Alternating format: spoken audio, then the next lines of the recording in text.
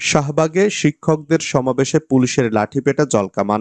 জাতীয়করণের দাবিতে স্বতন্ত্র ইবতেদায়ী মাদ্রাসা শিক্ষকদের বিক্ষোভ সমাবেশে লাঠিপেটা, কাঁদানে গ্যাসের শেল নিক্ষেপ ও জলকামান ব্যবহার করেছে পুলিশ।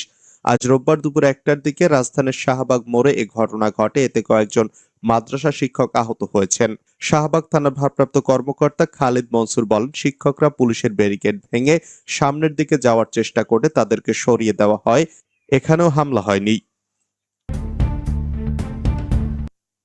ডিসেম্বরে নির্বাচন চাইলে সব প্রস্তুতি অক্টোবরের মধ্যে সারতে হবে। চলতি বছরের ডিসেম্বরের মধ্যে ত্রয়োদশ জাতীয় সংসদ নির্বাচন করতে হলে তফসিল ঘোষণা সহ এ সংক্রান্ত সব প্রস্তুতি অক্টোবরের মধ্যে শেষ করতে হবে বলে জানিয়েছেন প্রধান নির্বাচন কমিশনার এম নাসির উদ্দিন। একই সঙ্গে উৎসবমুখর পরিবেশে ভোট করার প্রত্যাশাও ব্যক্ত করেছেন তিনি। রোববার আগারগাঁওয়ে নির্বাচন ভবনে নির্বাচন কমিশন